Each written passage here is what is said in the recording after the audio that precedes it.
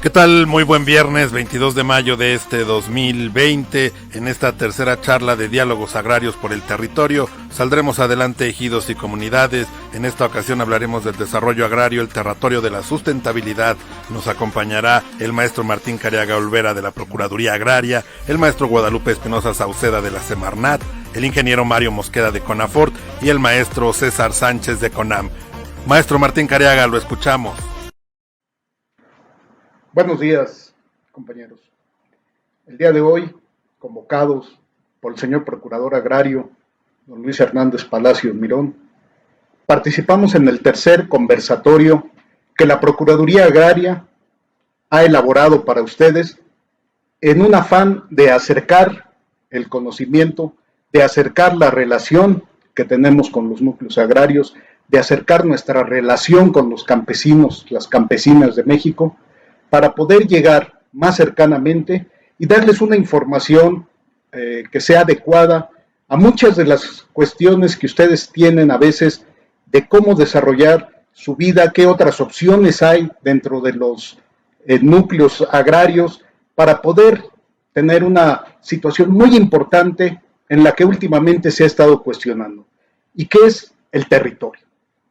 El territorio del cual la propiedad social en nuestro país forma casi el 52% del territorio, ocupa nada más y nada menos que más de 32,000 núcleos entre ejidos y comunidades y más de 5 millones de ejidatarios con derechos, dentro de los cuales también se encuentran posesionarios, se encuentran avecindados y están sus familias, que sumados dan cerca de 25 millones de campesinos, que son los que sostienen como actividad primaria a este país, que son los que les dan alimentación, que son los que nos dan una serie de beneficios, que son los que cuidan el ambiente, que son los que nos apoyan en las situaciones más críticas como la que ha estado viviendo no solo nuestro país, sino el mundo todo, y que ellos, sin embargo, no han parado, no han detenido su andar para poder apoyar al resto de población, y que gracias a ellos, gracias a ustedes, es como hemos estado sobrellevando esta situación. El tema que hoy nos toca, con los especialistas que tomarán la palabra después de que yo termine esta breve introducción, hablarán sobre un punto muy importante en nuestro país, y son las áreas naturales destinadas voluntariamente a la conservación. Y esta es una forma en la que buscamos, como institución, con una armoniosa relación con el resto de instituciones hermanas, buscar proteger el territorio que ha sido muchas veces devastado y otras tantas del cual han sido despojados con engañifas, con situaciones fraudulentas, con asambleas amañadas, con corrupción de funcionarios o malos funcionarios que no han sabido dar renombre, dar ese orgullo que se tiene de poder ser un servidor público y poder exactamente hacer esto, servir al público.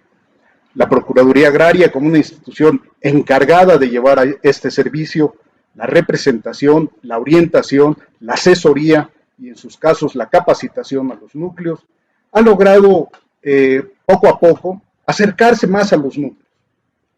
Y este acercamiento, hoy en día, a partir de las condiciones que hemos estado viviendo, se ha logrado a través de conversatorios y utilizando los medios tecnológicos al alcance. Es por eso que ahora podemos llegar.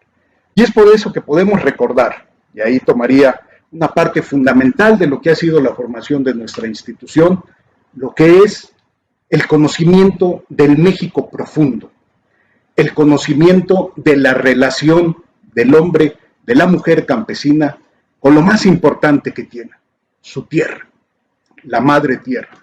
Y la madre tierra es la esencia del México profundo.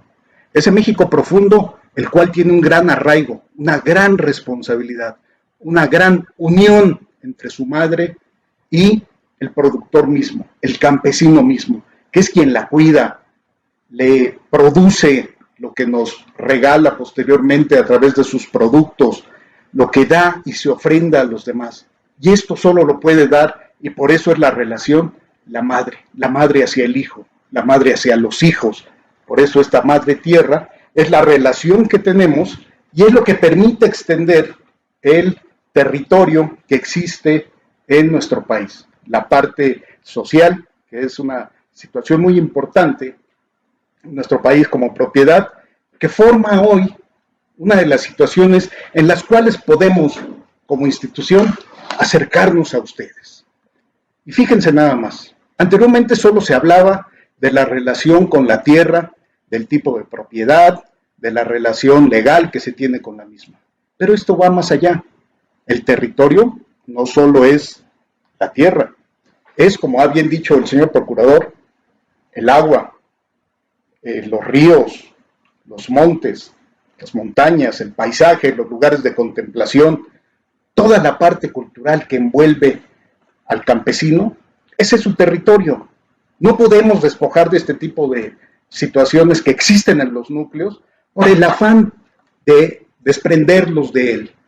Ustedes tienen una gran relación con su tierra y eso es lo que nosotros tenemos como institución que buscar, que tengan formas mejores para que les den, uno, la alimentación que producen y dos, la sustentabilidad que ustedes logran. ¿Y qué otra forma puede haber si unos dicen, yo no tengo, no me da para comer, no estoy produciendo lo suficiente, tengo que heredarles a mis hijos y así quieren que conserve el medio ambiente? No es esto así. Hay formas que las instituciones encargadas del sector, como por ejemplo la Comisión Nacional de Áreas Naturales Protegidas, ha buscado para satisfacer este cuestionamiento que muchas veces se tiene. Y esta figura es el de las áreas naturales destinadas voluntariamente a la conservación.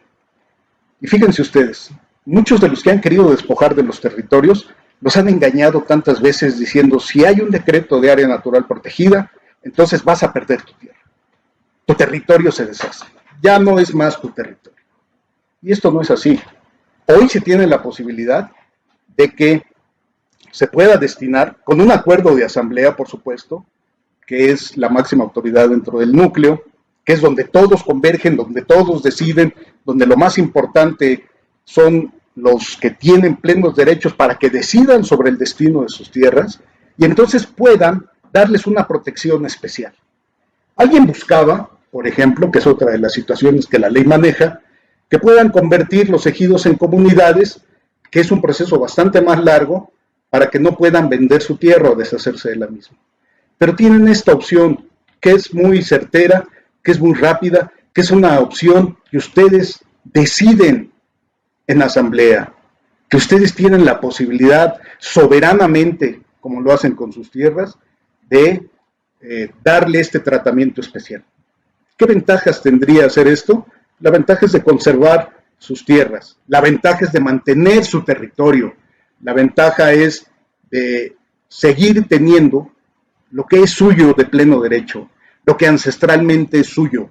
No solo el reconocimiento que hay en las comunidades, sino lo que legalmente les fue dotado a través de la creación de los ejidos.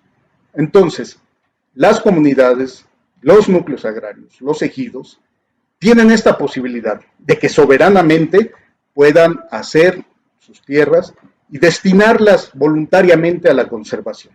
Esta figura, que será explicada por los expertos que tomarán la palabra, también trae una serie de beneficios. Uno de ellos son los servicios ambientales que se dan por los mismos. Es decir, no solo conservo el ambiente porque me favorece a mí, no solo conservo mi entorno territorial, que es donde yo me identifico, sino que también, por hacer esto, el Estado mexicano me aporta apoyos suficientes para mantener a mi familia, para ser sustentable. Tengo mi solar, tengo mi parcela, donde produzco la alimentación, pero también tengo esta otra zona, donde yo puedo conservar el ambiente. Y como escucharon la semana pasada con la maestra María Luisa Albores, cuando les hablaba de Sembrando Vida, esa forma de conservación, de apropiarse de lo que es suyo, de tenerlo íntimamente, de mantener esta relación entre lo que es su tierra y el campesino, la madre con el hijo, relación nunca interrumpida, relación siempre presente, relación profunda, pues se hace todavía más cuando hay esta posibilidad de mantenerla como una zona, como un área natural destinada voluntariamente a la conservación. Sea pues este el objetivo que tenemos. Recuerden, la Procuraduría, a través de sus visitadores agrarios, que es la cara más cercana que ustedes tienen, estará dando asesoría sobre esta situación, convocando a la gente de CONAM, de Semarnat, de CONAFOR, que les ayudarán a tomar la mejor decisión. Pero no olviden, estamos cercanos a ustedes, queremos serlo aún más. Este medio nos permite llegar a ustedes y seguiremos estando así, seguiremos tratando de servir lo mejor posible, tratando de superar muchas de las dificultades que tenemos, pero juntos, instituciones, servidores públicos y sobre todo ustedes, campesinos, campesinas, gente de trabajo en México que sostiene y que ha sostenido en todos los tiempos y más aún ahora a nuestro país, seguiremos estando juntos. Les deseo lo mejor y les pido que con mucha atención escuchemos a quienes siguen en el uso de la palabra. Gracias. Gracias a usted, maestro Martín Cariaga de la Procuraduría Agraria, y es momento de escuchar al maestro Guadalupe Espinosa Sauceda de la Semarnat para hablar de las áreas naturales protegidas. Las áreas naturales protegidas tienen varias modalidades. Son una de las categorías es las áreas destinadas voluntariamente a la conservación, preservación, restauración ecológica, etcétera. En la Secretaría de Medio Ambiente y Recursos Naturales estamos muy preocupados y ocupados en la atención, seguimiento. Desde 2008 se hizo una reforma a la Ley General de Equilibrio Ecológico y Protección al Ambiente en el sentido de incorporar una nueva categoría de áreas naturales protegidas. Actualmente la LEGEPA contempla varias, alrededor de 10, entre 7 y 10 áreas naturales protegidas, y entre ellas estas últimas, que son áreas destinadas a la conservación como área natural protegida, muy importantes en la preservación ecológica y del medio ambiente, y pueden ser desde el punto de vista social, privado, ¿no? La propiedad privada o pequeña propiedad. La social es la de los ejidos y comunidades. Actualmente en el país alrededor del 51% del territorio es propiedad social. ¿Qué estoy diciendo con esto? Que es propiedad de ejidos y comunidades agrarias, ¿no? Además, pues hay comunidades indígenas, hay pueblos indígenas, que esa es otra categoría que no de ANP, sino de sujeto de derecho público o de persona. En el derecho estamos hablando, cuando hablamos de sujetos, hablamos de derecho agrario, derecho indígena. Estamos hablando en el derecho de personas como sinónimo. En este sentido, en el país hay alrededor de 200 áreas naturales protegidas. Después de que en América Latina, en Colombia, en Costa Rica, se reconociera esa figura como servidumbres ecológicas o ambientales, se jaló para el derecho mexicano, y tomando en cuenta que de un 100% del territorio nacional, 51% es propiedad social, o sea, de ejidos y comunidades producto de la revolución de 1917, también tenemos pequeña propiedad que ronda por 38-39%, y el resto es propiedad pública. ¿Qué quiero decir con esto? Que tenemos tres tipos de propiedad: la social, la privada y la pública. En el año 2000, en el sector del gobierno, en el medio ambiente, se creó la Comisión Nacional de Áreas Naturales Protegidas, que es un organismo público desconcentrado, uno de los entes desconcentrados del sector ambiental, que se encarga de todo lo que tiene que ver con la administración, programas de manejo de las áreas naturales protegidas. Las áreas destinadas a la conservación voluntaria, a diferencia del resto de las ANPs, como un santuario, una reserva de la biosfera o de protección de flora y fauna, los parques nacionales, etcétera, estas no se expiden mediante un decreto. Es un certificado que les expide la CONAM, ¿no? Obviamente le decía al principio que se puede ser propiedad privada o social, Entonces se tiene que acreditar ante la CONAM la propiedad, los titulares, quién va a administrar, y lo tenemos reglamentado en la LEGEPA, artículo 46 y subsecuentes, y además hay un reglamento de áreas naturales protegidas. Pueden ser federales, estatales y municipales. Federales son alrededor de 200. Esto lo va a decir mejor los compañeros de CONAM, que participan en este programa también. ¿Cuántas son? Nosotros, las federales, pues las administramos directamente el gobierno federal a través de CONAM, claro, con la rectoría del sector central, que es la Semarnat. Desde el juarismo de con Sebastián Lerdo de Tejada, 1868, si no me equivoco, ya se habían establecido áreas naturales protegidas en la Ciudad de México. El manantial de Desierto de los Leones fue de las primeras. Con Venustiano Carranza también hubo áreas naturales protegidas. Con Lázaro Cárdenas, por ejemplo, Tepoztlán es un parque nacional aquí en el estado de Morelos. Y digo aquí en el estado de Morelos porque aquí estoy ahorita donde estamos grabando. Es un asunto muy importante esto de áreas naturales protegidas. Decía, son alrededor de 200. Ahorita hay mucha conflictividad. Representa, ¿qué tanto de superficie nacional? Alrededor del 12%, entre el 12 y el 15%. Por ejemplo, una ANP es Montes Azules, en Chiapas, que está también colindando con los bienes comunales de la zona de Ocandona, que hay bastante conflicto y que estamos atendiendo. La reserva de la biosfera en Calakmul.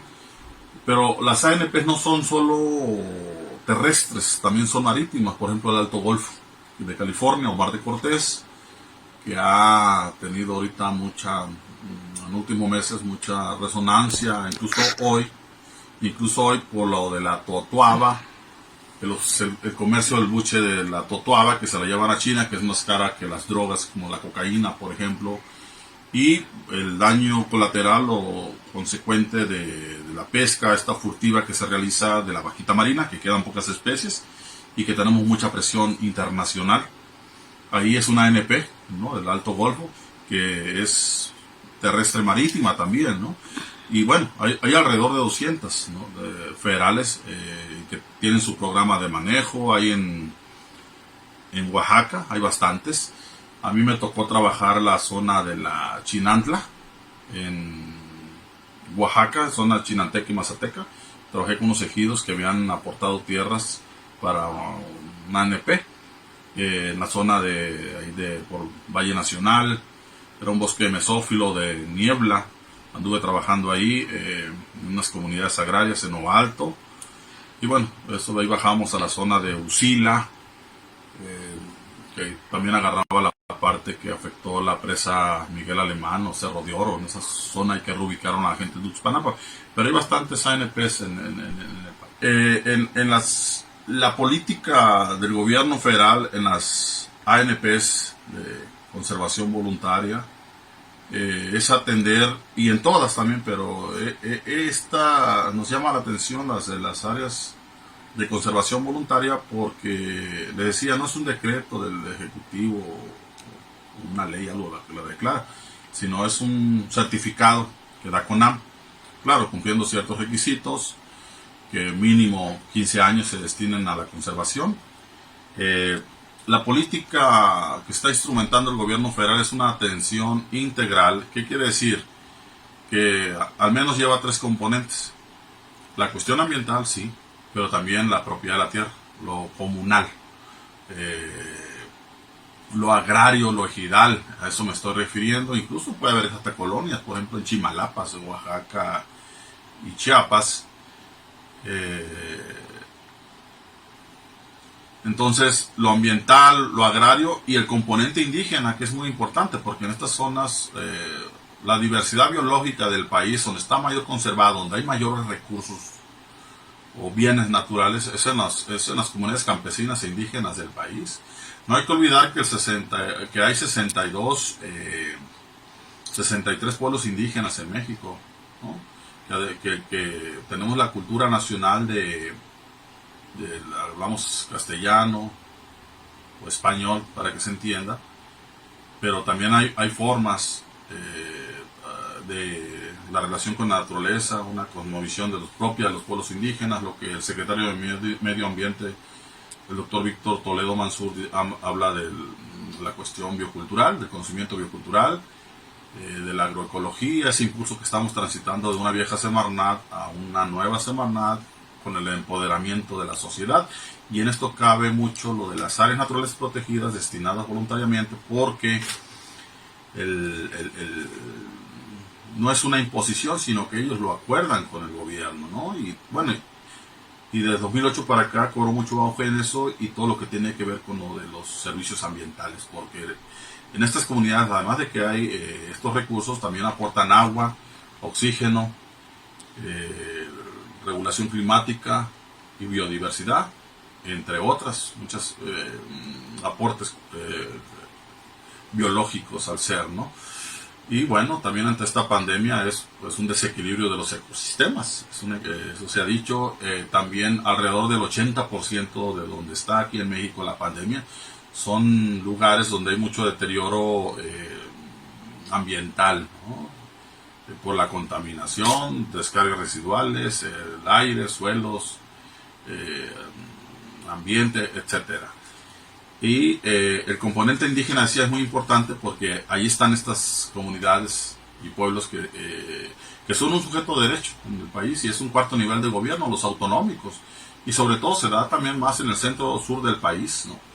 Que son de todo lo que es Mesoamérica, pero también hay en el norte, lo que es Idoamérica, en los Yaquis, Jalisco con Ohuiráricas, Raramo, Chihuahua, Cucapaz, Paypay en Baja California, Sonora, etcétera. Entonces, el objetivo de este gobierno de la 4T y del presidente Andrés Manuel López Obrador es una atención integral, que el gobierno entre de manera unificada atendiendo los componentes que decía, lo agrario, lo ambiental, lo indígena y sobre todo como cabeza del sector la Secretaría de Medio Ambiente y mi área donde estoy, la Unidad Coordinadora de Asuntos Jurídicos. Estamos preocupados porque se cumpla con la legalidad, que haya certeza, se respeten los derechos humanos y sobre todo una rectoría del desarrollo económico, social, político y, por qué no, cultural del país. Esa es la tarea que tenemos encomendada y resolver la problemática con suficiente evidencia y participación de las comunidades. Por último, decirles que lo agrario es muy importante, las comunidades agrarias e indígenas. ¿Por qué? Porque después de la revolución de 1917 se repartió el territorio nacional y bueno, ese reparto se acabó en el 92, aunque todavía siguen saliendo resoluciones para ejidos y comunidades como producto del rezago agrario, pero tenemos alrededor de 32,000 núcleos agrarios, o sea, cuando hablo de núcleos agrarios estoy diciendo de ejidos y comunidades. Y el derecho indígena, el de los pueblos y comunidades indígenas, es más fuerte en el sentido de que ellos hablan más de territorio que de tierras. Y el territorio es un concepto genérico y el de tierras es específico. En este sentido es muy importante ese componente porque decía la propiedad mayoritaria en el país es el 51% y antes era más, andaba alrededor del 54%. Estos datos varían un poquito porque a raíz del 92 la privatización que se da de la tierra que entra como mercancía, muchos ejidos a través de los programas de certificación pues se han ido al dominio pleno, a la propiedad privada. Lo que pierde la propiedad social se va a la propiedad privada. Y bueno, siguen saliendo resoluciones, hay expedientes que están resolviendo los tribunales agrarios, entonces hay una variante ahí, pero lo que quiero hacer énfasis es que es muy importante la propiedad de la tierra, es muy importante también lo ambiental, que el Estado, y con esto voy a cerrar, que el Estado tiene todo tiempo de dictar a la propiedad privada lo que dicte el interés público, o sea, puede dictarles modalidades, si bien las ANPs en algunos casos no quitan la propiedad, sino solo condicionan el uso de la propiedad, y en algunos casos sí se expropia, pero en el caso de que cuando no se expropia y se deja la propiedad, sí deben respetar los usos que están en los decretos o para los que están destinados esas tierras, esos montes, esos cerros, esas aguas, esos ríos, esos manantiales, cuevas, etcétera. Muchas gracias. Gracias a usted, maestro Guadalupe Espinosa. Ya es momento de escuchar a Mario Mosqueda de la CONAFOR. Adelante. El día de hoy vamos a platicar un poco sobre la coordinación específica que debe existir entre las actividades forestales que desarrolla la Comisión Nacional Forestal y la Procuraduría Agraria.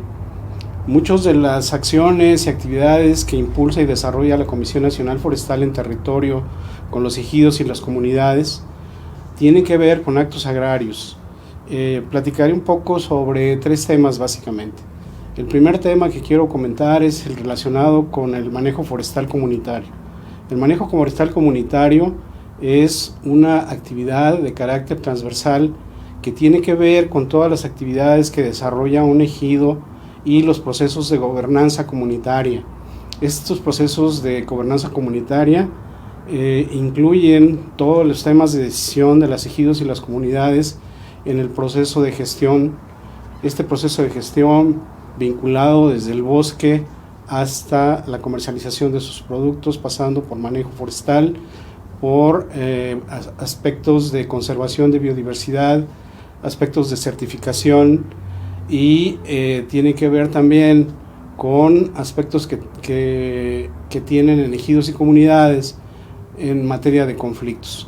Hay conflictos interestatales, conflictos municipales, conflictos entre ejidos y comunidades, y estos conflictos derivan en problemas de plagas, de incendios, de tala ilegal. A través de estos procesos de gobernanza, los ejidos y comunidades han venido desarrollando aspectos de organización, y a través de estos procesos de organización se han venido resolviendo en muchas ocasiones los problemas que acabamos de señalar. También los ejidos y comunidades han procedido a organización en donde suman a los ejidos, donde se suman las comunidades, en la búsqueda de desarrollar esta gobernanza comunitaria ampliada hacia los grupos de trabajo que desarrollan. Y esto les permite una mayor gestión en su trabajo diario, gestión ante las instituciones y también una cosa muy importante que es la gestión de mercado. ¿Por qué esta gestión de mercado? Bueno, pues esto tiene que ver con un flujo de efectivo que permite operar a los ejidos y a las comunidades en los procesos productivos, y además este flujo de efectivo que pueda regresar a la comunidad para que la comunidad no dependa en la medida de lo posible de compradores que puedan llegar a las comunidades y puedan pagar menores precios que los precios que se tienen en el mercado. De manera pues que todo este proceso de manejo forestal comunitario tiene un sustento en los actos agrarios. Estamos hablando de un primer acto agrario que sería la posesión de la tierra, un segundo acto agrario que tiene que ver con el asambleísmo, en donde participan todos los ejidatarios y todos los comuneros en asambleas, en donde toman decisiones de qué es lo que van a hacer, cómo lo van a hacer y cómo van a invitar a las instituciones a que participen con ellos para poder desarrollar y gestionar todos los apoyos que requieren para su operación. Entonces esta parte estamos hablando de bosque nativo, en donde son propietarios de la tierra y son propietarios de los ecosistemas que en México tendríamos ecosistemas de bosque templado, de bosque tropical y de zonas áridas y semiáridas. Un segundo punto que quiero tocar es lo relacionado con plantaciones forestales comerciales. Plantaciones forestales comerciales, la CONAFOR impulsa este tipo de acciones en la búsqueda de contar con una mayor superficie con mayor cobertura forestal. Estas plantaciones forestales comerciales para nosotros, ubicadas en el sur-sureste de México en 5 estados, Veracruz, norte de Oaxaca, norte de Chiapas, Tabasco y el estado de Campeche. De las cosas que nos hemos estado enfrentando es un asunto de tenencia de la tierra. Cuando en muchas ocasiones los plantadores tienen problemas con la tenencia de la tierra, no pueden acceder al registro y a la inscripción de sus plantaciones, y entonces en ese momento no pueden acceder a documentación forestal de transporte.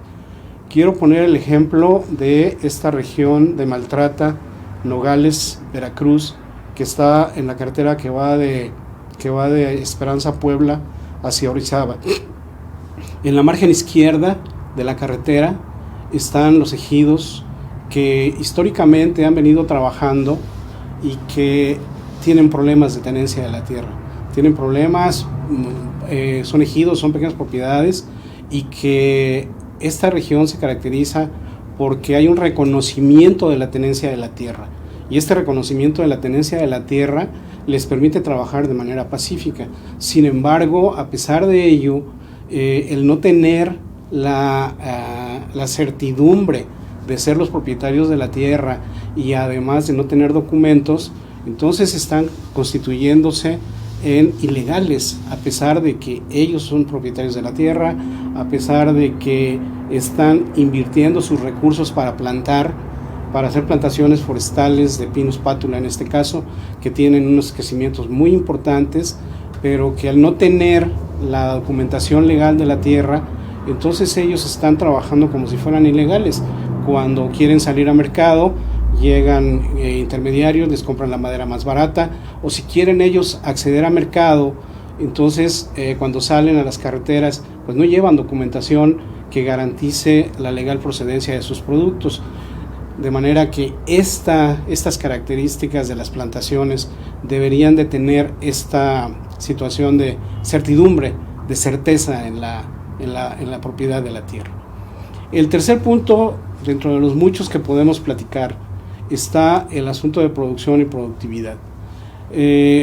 La CONAFOR impulsa la inclusión financiera, impulsa el acceso al crédito para producción que permita el desarrollo forestal sustentable de las regiones. Y esta inclusión financiera, CONAFOR tiene dos fondos, uno que es el FOSEFOR, que lo opera a través de la Financiera Nacional de Desarrollo, y el otro es el FONAFOR, que lo opera a través de FIRA. Estos dos instrumentos financieros permiten otorgar garantías líquidas para que los ejidos y las comunidades tengan acceso a crédito y no tengan que disponer de recursos para poder acceder a estos aspectos crediticios, que además les permiten estos recursos frescos poder aplicarlos a los procesos productivos y a los procesos de mercado, y no tengan que estar sujetos a intermediarios que pueden llegar y que les pueden decir, pues yo te presto el dinero, yo te lo doy como un anticipo, pero que eso va a limitar al ejido y a la comunidad en su desarrollo, y lo que va a propiciar pues va a ser que estén sujetos y dependientes de estos intermediarios que pueden estar aportando estos recursos. La ley sin duda hace un reconocimiento de que los ejidos y las comunidades son sujetos de crédito. Sin embargo, la falta de conocimiento de algunas regiones, podemos considerar que los ejidos y comunidades al final del día no se consideran como sujetos de crédito, y al no considerarse como sujetos de crédito no pueden tener acceso a estos recursos de la Banca Nacional de Desarrollo con tasas de interés que son menores que la Banca Nacional. De manera que esto debía de permitir que haya un reconocimiento de los ejidos y comunidades de que son sujetos de crédito. Creo que ahí hay un componente que debíamos de sumar la Procuraduría Agraria y nosotros para fortalecer estas acciones que nos lleven a identificar a los sujetos de crédito, ejidos y comunidades, y que permitan este flujo de efectivo con el cual puedan desarrollarse. Y esto se acentúa aún más si estamos hablando de madera, cuando hablamos de no maderables, que son considerados como una actividad de recolección en las zonas áridas y semiáridas. Ahí nos vamos a encontrar con que es mucho más complicado todavía acceder a crédito, tener flujos de efectivo para capital de trabajo, tener flujo de efectivo para puntos de venta, etcétera. Y entonces con mayor razón están sujetos a esta situación de intermediarismo. Pongo el ejemplo del orégano. En el estado de Chihuahua, la recolección del orégano en greña o así recién recolectado alcanza precios de 18 pesos el kilo. En el estado, en las Mixtecas, en Puebla, Oaxaca y Guerrero, el precio de mercado así de mayoreo, así en greña, alcanza hasta 70 pesos. Sin embargo, Si nosotros vemos el orégano al momento de ser comercializado en menudeo, alcanza hasta 2,000 pesos por kilo. Entonces el diferencial de precio que hay desde la venta del material en greña hasta mercado menudeado, hay una diferencia gigantesca. Desde luego entendemos que los ejidos y comunidades pues no van a poder tener este acceso a estas características, ¿no? Por la misma razón, pero sí podemos impulsar el trabajo, podemos impulsar tecnología para que puedan salir a mercado con una mayor calidad de su producto, más procesado y que pueda alcanzar precios superiores. Esto también permite una gestión empresarial y adicionalmente permite el desarrollo de estas actividades no maderables, y específicamente en estas no maderables estarían no solamente ejidos, comunidades, o sea, son ejidatarios, comuneros, sino también mujeres, también jóvenes y avecindados. Muchas gracias. Muchas gracias, y es momento de escuchar a nuestro último ponente, a César Sánchez de la CONAMP. Buenos días. Antes que nada, agradecer a la Procuraduría Agraria y al señor Procurador esta invitación a nombre de la Comisión Nacional de Áreas Naturales Protegidas para participar en estos conversatorios que son tan importantes para todo el sector ambiental, el hacer asequible la información, accesible a los núcleos agrarios, a los ejidos, a las comunidades, a los pueblos indígenas. Bueno, empezaré por comentarles qué es la Comisión Nacional de Áreas Naturales Protegidas.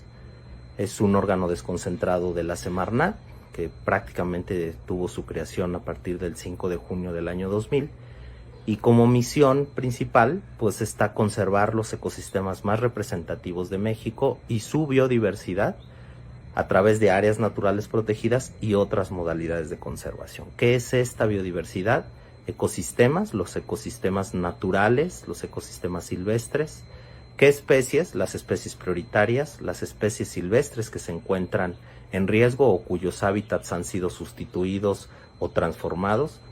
Y los servicios ambientales. ¿Por qué son tan importantes los servicios ambientales? Porque, como todos ustedes saben, cualquier actividad humana depende del uso o acceso de los recursos naturales que el entorno natural nos brinda.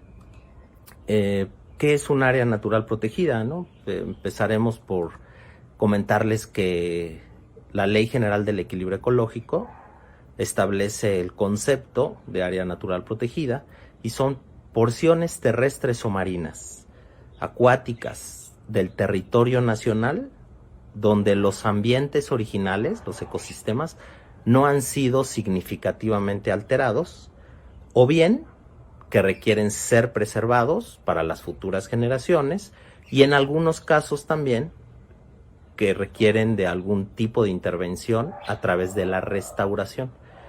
¿Por qué es importante estas áreas naturales protegidas? Pues porque son el seguro de vida del equilibrio ecológico de las generaciones futuras y para perpetuar la vida humana y el desarrollo de las actividades de los humanos y de las sociedades. Por eso es tan importante y por eso todos los países del mundo prácticamente establecen áreas naturales protegidas, ¿no? ¿Cuáles son las características que deben de tener estas áreas naturales protegidas? Bueno, ya como mencioné, preservar, conservar, manejar y restaurar ambientes naturales. Es importante que estos ambientes naturales sean representativos de todo el catálogo de diversidad que tenemos en nuestro territorio. Como todos ustedes saben, vivimos en un país megadiverso, es decir, tenemos un número de ecosistemas muy importantes, muy diferentes, y todos y cada uno de ellos con especies, con procesos ecológicos, con genes muy significativos, ¿no? Evidentemente la península de Yucatán, donde no tenemos ríos superficiales, donde no hay cuencas, donde no hay montañas, esa selva maya es característica, única y totalmente diferente a la selva lacandona, ¿no? A las selvas altas, a las selvas tropicales, y diferente al sistema de humedales que tenemos en marismas nacionales en la Riviera Nayarita, y diferente al mar interior que tenemos en el Golfo de California, y diferente al desierto sonorense, diferente a la Sierra Madre Oriental, a las montañas o a los bosques templados del eje neovolcánico. Entonces, hay una gran cantidad de biomas y de ecosistemas que mantienen un buen estado de conservación y que requieren ser conservados, y la herramienta adecuada es un área natural protegida. ¿Qué otras características? Ya mencioné la expansión de los asentamientos humanos, de las ciudades, las metrópolis.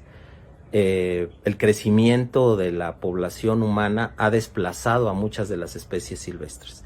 Entonces es menester y es nuestra responsabilidad como mexicanos, como responsables del manejo y la conservación del territorio nacional, mantener hábitats donde estas especies silvestres puedan continuar con sus ciclos biológicos y sus ciclos ecológicos, reproductivos, de alimentación, de anidación, de refugio. Muchas de estas especies ustedes lo conocen, muchas son realmente muy apreciadas, ¿no? Como la mariposa monarca, como el borrego cimarrón, como la ballena gris, como la guacamaya roja, el jaguar, el tapir. Podríamos mencionar muchísimas de las especies silvestres que requieren un entorno natural que mantenga esa funcionalidad, y para eso es para lo que se crean las áreas naturales protegidas. No menos importante, tercer característica de las áreas naturales es que están destinadas a seguir manteniendo y proveer servicios para el aprovechamiento sustentable de esos ecosistemas, ¿no? Por decir, cualquier cuerpo de agua, una laguna costera, como todos ustedes saben, son sitios de refugio y reproducción de especies marinas que nos proveen de especies para la alimentación y para la proteína, y gran parte de las comunidades de los campos pesqueros que están establecidos a lo largo de la costa del litoral mexicano, pues acceden a este aprovechamiento sustentable, en este caso de recursos pesqueros o recursos marinos. Una cuarta característica también de las áreas naturales, pues son sitios propicios para la investigación científica. Como se mantienen las condiciones originales, sin transformación y sin grandes impactos, pues la ciencia requiere conocer cómo se han dado todos estos procesos de evolución, y muchas de las veces el descubrimiento de medicamentos o de proteínas animales o etcétera se dan en todas estas especies silvestres. Incluso las investigaciones de domesticación de muchos de los alimentos que son vitales para los mexicanos, como el chile, el maíz, los agaves, las biznagas, etcétera, los nopales, las opuntias, han sido justamente y han derivado de investigaciones que se han dado en áreas naturales protegidas. Sería poco afortunado poder encontrar grandes descubrimientos en sitios que han sido transformados, deforestados, contaminados, etcétera, ¿no? Entonces, por eso es tan importante tener bien representado en el Sistema Nacional de Áreas Naturales Protegidas, pues todos los ecosistemas que están o que han formado parte del territorio nacional en la historia.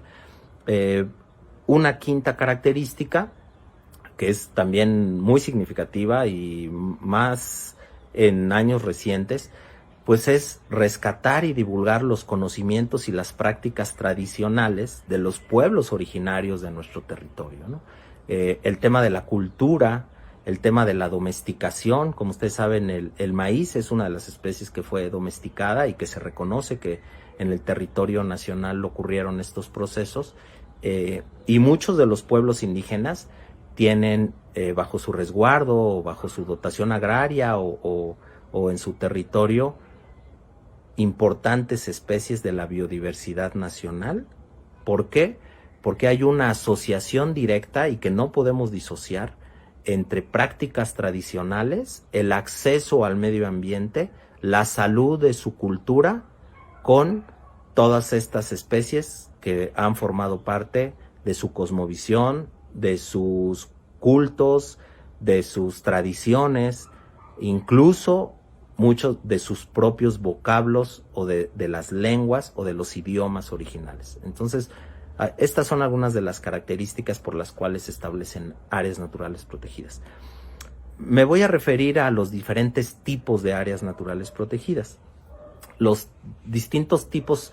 En esta conversación me referiré, prácticamente voy a distinguir las que se establecen por declaratoria del presidente de la República, del titular del Ejecutivo Federal, que en términos concretos son 6 categorías, ustedes las habrán escuchado con mucha frecuencia. Son las reservas de la biosfera, las áreas de protección de flora y fauna, las áreas de protección de recursos naturales, los monumentos naturales, los parques nacionales y los santuarios. Estas 6 categorías se consideran de competencia de la Federación y se establecen mediante declaratoria. Pero quise hacer una separación en esta ocasión, porque más adelante en esta conversación me referiré con mayor profundidad y las desarrollaré con mayor detalle, de las áreas destinadas voluntariamente a la conservación. Prácticamente estas se establecen a través de un certificado que otorga o que emite el Comisionado Nacional de Áreas Naturales Protegidas. Entonces, en términos concretos, voy a señalar 3 diferencias en este momento y más adelante las detallaré. La primera, las primeras 6 categorías que mencioné, los 6 tipos, se establecen por decreto del presidente de la República. Las ADBC se establecen por certificado que emite el Comisionado Nacional. Las primeras se publican en el Diario Oficial, son de una observancia general. Las segundas se establecen a través de un certificado que se otorga directamente a los propietarios, a los núcleos agrarios, a los ejidos y comunidades. Y estas segundas se establecen a voluntad de los propietarios, de los poseedores o de los titulares de la tierra. Mientras las primeras son un acto de autoridad que emite, como he señalado, el presidente de la República a partir de un proceso el cual liderea el secretario de Medio Ambiente, el secretario Víctor Toledo, y el comisionado nacional, el biólogo Roberto Aviña, que son los que elaboran el expediente y le proponen al presidente, a partir de estudios, de una consulta pública, de una valoración económica de ese proceso, y evidentemente de todo el cumplimiento que la ley marca para establecer esas áreas y concluir con un decreto. Y las ADBCs, como mencioné, pues son a partir de una petición que hace un particular para que en su propiedad se establezca un área natural de competencia de la Federación. ¿De acuerdo? Entonces, empezaré a profundizar respecto de las áreas destinadas voluntariamente a la conservación. Me parece que para este foro son de mucho interés. ¿Qué características deben de tener estas ADBCs? Bueno, las que ya señalé también anteriormente, que forman parte de las características que están previstas en el artículo 45 de la Ley General del Equilibrio Ecológico y la Protección al Ambiente. Es decir, tienen que tener ecosistemas naturales en buen estado de conservación. Tenemos que acreditar que están proporcionando servicios ambientales a sus propietarios, que tienen también presencia de especies silvestres importantes que se encuentren en alguna categoría de riesgo, y todas estas características son las que las hacen ser candidatas, esas porciones o esas propiedades, para que dichos predios sean considerados áreas naturales protegidas del tipo ADBCs.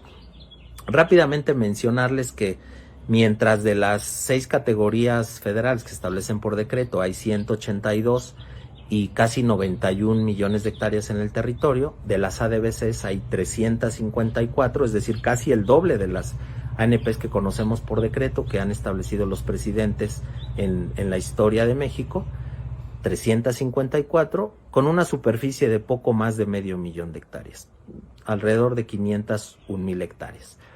Dicho lo anterior, ¿quiénes son los sujetos que pueden solicitar áreas destinadas? Bueno, pues lo pueden solicitar a partir de iniciativas de pueblos indígenas, de organizaciones sociales, asambleas ejidales, núcleos, comunidades, pueblos indígenas, también personas morales, es decir, empresas. Tenemos a veces que han solicitado las empresas, propietarios privados, por supuesto, cualquier persona que tenga sus ranchos y solicite una ADBC siempre y cuando acredite las características que ya mencioné el 45 es susceptible, e incluso propiedad pública, es decir, nos lo han solicitado centros de investigación, universidades dentro de sus campos de investigación, como también instituciones ya sea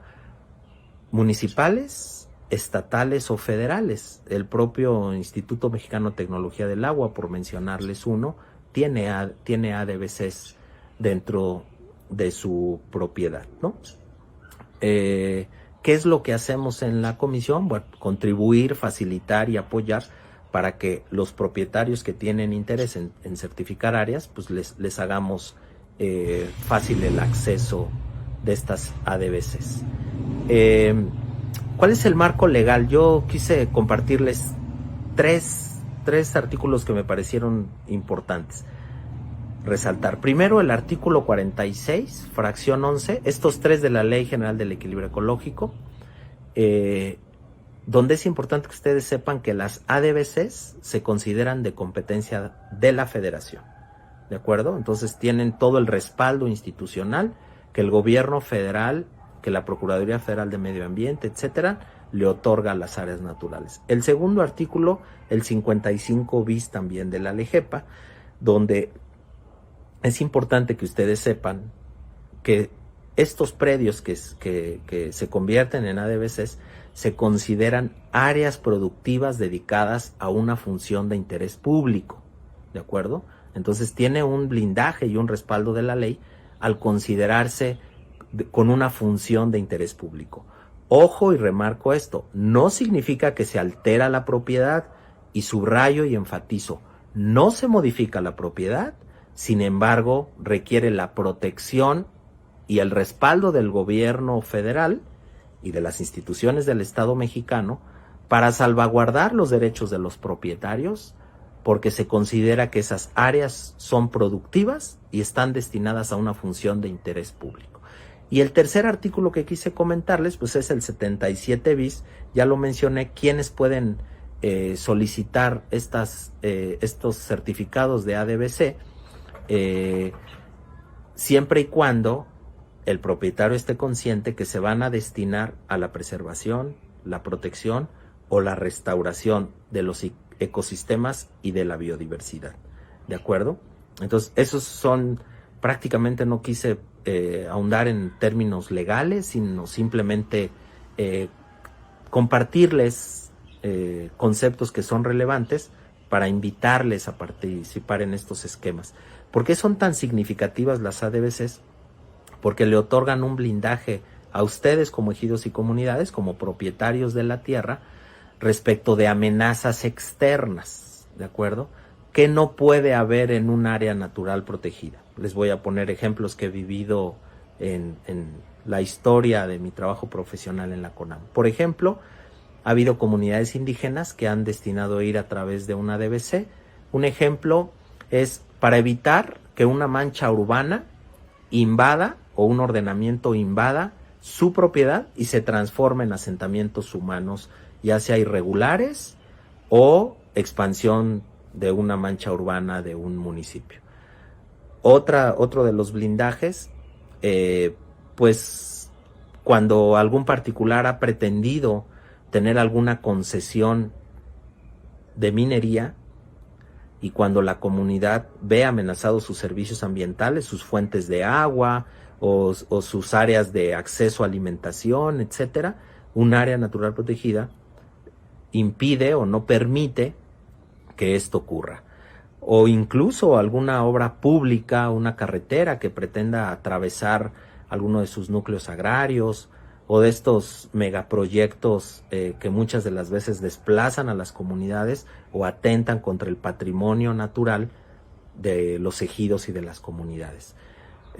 Otra característica es no se puede introducir organismos genéticamente modificados a las ADVCs, ¿no? Entonces, también cuando ha habido intención o interés de empresas transnacionales que promueven la expansión de organismos genéticamente modificados en el territorio nacional, bueno, dentro de una ADVC y dentro de un área natural protegida, particularmente en las zonas núcleo, no es posible la introducción de organismos genéticamente modificados, ¿no? Como tampoco la introducción de especies exóticas invasoras, ¿no? Entonces son estas algunas características que yo quiero compartirles para que ustedes puedan visualizar, bueno, qué utilidad tengo yo como ejidatario de acceder a un área natural protegida. Prácticamente ADBCs hay en todos los estados del país, como ya les mencioné. Actualmente tenemos 354 certificados en el territorio nacional, están en 24 entidades federativas, son casi más de 500,000 de hectáreas y participan cerca de 86,000 personas. Es decir, es un número importante y muchos de ellos, esta era una noticia que quería darles, particularmente más de la mitad son de propiedad social, son de ejidos, comunidades de ejidos y de comunidades. ADBCs del sector público es el 8%, personas morales es solamente el 1% y personas físicas también es un número importante, es el 45%. Entonces vean ustedes que prácticamente la mitad o más de la mitad, para ser preciso, más de la mitad, el 53% es propiedad social y el 45% es pequeña propiedad, ¿no? Entonces es importante. Una pregunta que siempre nos hacen los ejidos y las comunidades es, oye, ¿y qué beneficios concretos tengo yo como propietario de una ADBC?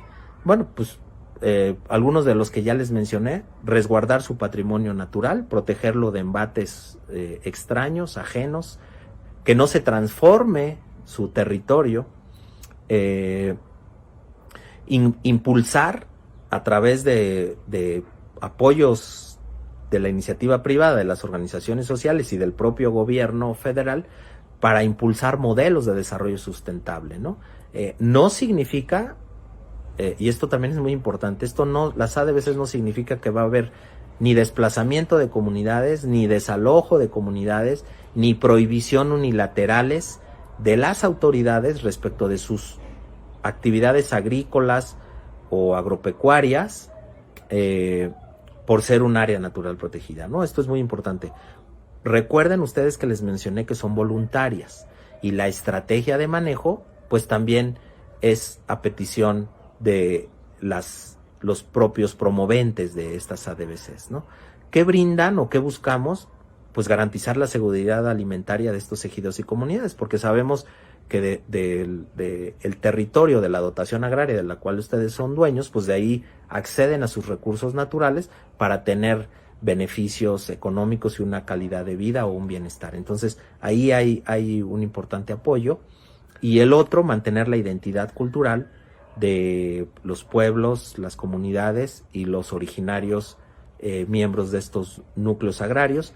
Mantener también funcional el tejido social. Todo el mundo hemos visualizado que de 1992 para acá la desintegración de los núcleos agrarios ha sido prácticamente, ha ido en aumento.